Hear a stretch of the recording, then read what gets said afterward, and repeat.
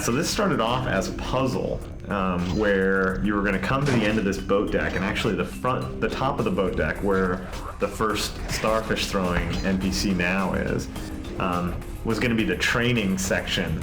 And the idea was going to be that there was going to be invisible lasers all over this area, and you were going to have to spray something into the ahead of you to expose the beams, either smoke or frost or something in front of you.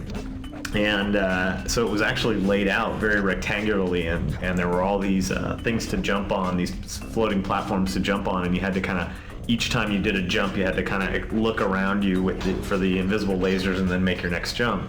And as we backed away from the puzzly, slower gameplay, that was the first idea that went away. Yeah. So then what came? Well, there was also the idea of, once you got to the rear set of the buoys that floated on the water, that there was a giant fish that was sitting below you. Oh yeah, the giant fish. And he was the one that paced you and made you want to move forward faster and get through the level, or otherwise he'd come up and gobble you up. Yeah, so the giant fish, he got cut.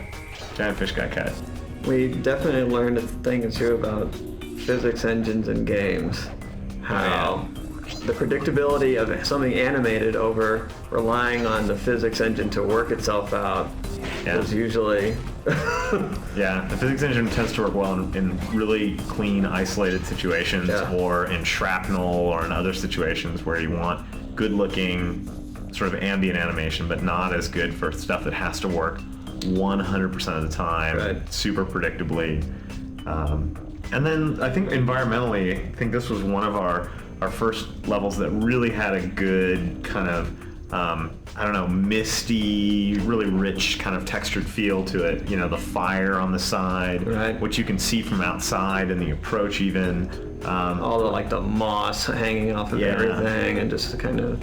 Yeah, a lot of really kind of organic richness in this level, especially back, there was fish and all that stuff, the waters, being space warped and, has some interesting stuff going on, and, all the surface effects that the texture artists put in, all really, I think, made this a really good looking level, and one that we kept investing in because it was something that, the surroundings were so appealing that we wanted to make sure we used it in a really constructive way. The wisps floating through the air and whatnot, with the fire in the background, brought out a great richness in the environment. I remember when I first loaded it into the world after it had just gone through this massive change, and it was just one of the most spectacularly beautiful levels that we had at the time.